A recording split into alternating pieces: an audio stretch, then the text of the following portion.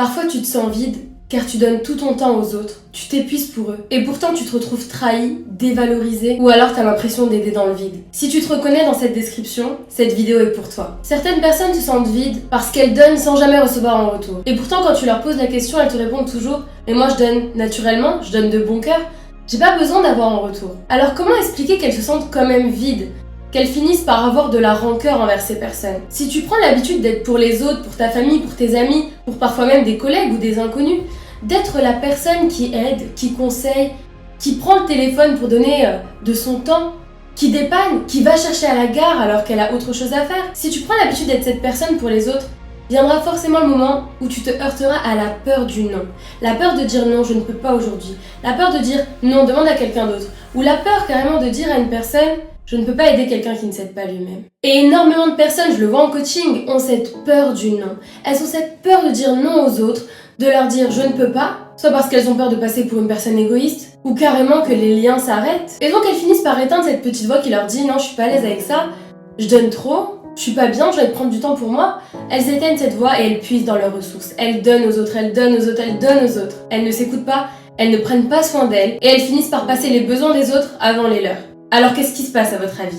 Eh bien ces personnes finissent par faire les choses avec moins d'envie, moins d'énergie, moins de bienveillance. Il y a un manque de bienveillance, de compréhension, d'empathie qui s'installe envers les autres. Et doucement, ça se fait de manière très subtile, mais doucement, doucement, la haine prend place dans leur cœur, voire même la rancœur. Et elles ne se responsabilisent pas et remettent la faute sur les autres. Et à ce moment, elles ont tellement l'impression que ce sont elles qui ont donné de leur personne et qu'elles n'ont pas en retour au moins de la reconnaissance, ce qui fait qu'elles vont remettre toute leur souffrance sur les autres. Elles ne vont pas se responsabiliser à ce moment-là. Et c'est là qu'intervient la fameuse phrase « J'ai tout donné pour toi, j'ai tout donné pour les autres, j'ai fait tout ce qu'il fallait et j'ai rien en retour. Et aujourd'hui, je me sens vide, lessivée. » Et combien de personnes on a dans notre entourage qui utilisent ces phrases, même envers leurs enfants, qui leur disent « j'ai tout sacrifié pour toi » et on a beau leur apporter de l'aide, leur dire « mais moi je peux faire ça pour toi, non c'est pas ce dont j'ai besoin ».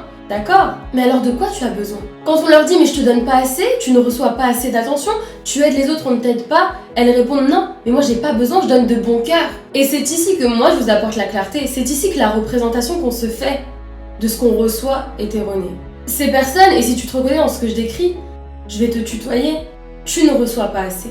Et pas forcément des autres, mais déjà de toi-même.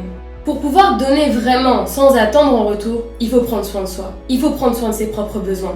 Tu peux pas laisser passer tes besoins et aller dépanner quelqu'un alors que tu avais quelque chose à faire. Tu avais un moment que tu pouvais t'accorder à toi.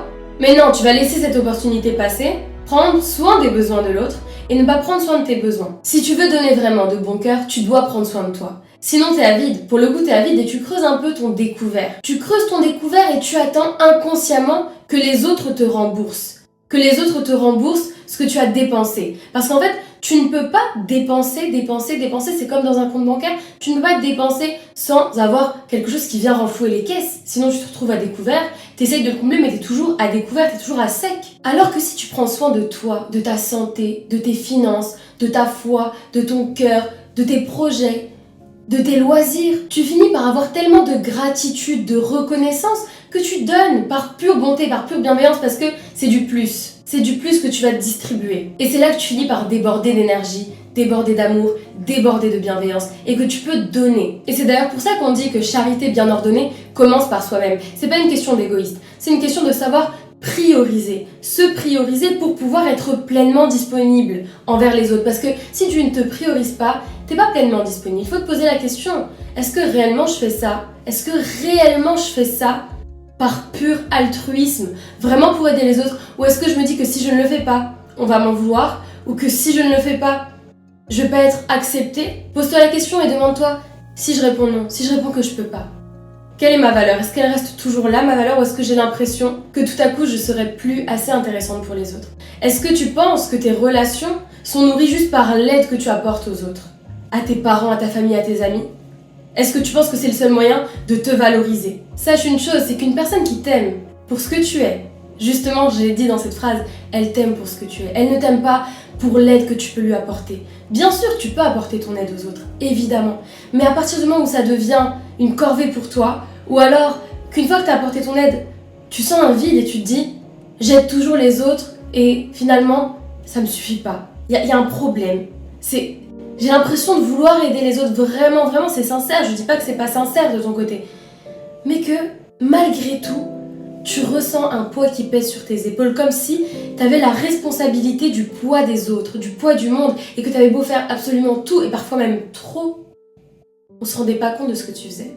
Alors voilà, je vais m'arrêter là pour aujourd'hui, mais je ferai une vidéo très bientôt pour parler justement de ces personnes qui vont te dire « tu as changé » une fois que t'es plus aussi présente pour elles. Parce que c'est la peur de beaucoup de personnes qui n'osent pas dire non.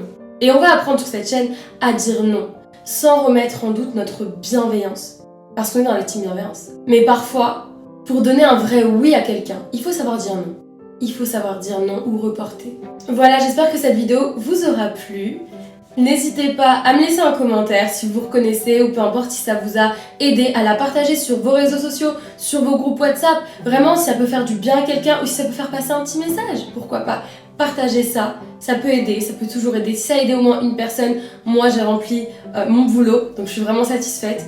Mettez-moi un j'aime, abonnez-vous. N'hésitez vraiment pas à me donner des suggestions de vidéos. Là, on recommence sur cette nouvelle chaîne. Il y avait du contenu déjà sur ma chaîne principale Aslan Family, mais j'ai décidé, comme je vous l'ai dit, de rester plus dans le lifestyle de l'autre côté. Mais ici, on va vraiment aborder plein de sujets. Des sujets de relations, de communication non violente, parce que c'est le domaine dans lequel j'excelle aujourd'hui. Pour avoir ce que tu désires, pour avoir de bonnes relations, utiliser la communication non violente surtout. On parlera d'ambition, on parlera de famille, on parlera d'énormément de choses, de motivation, de confiance en soi.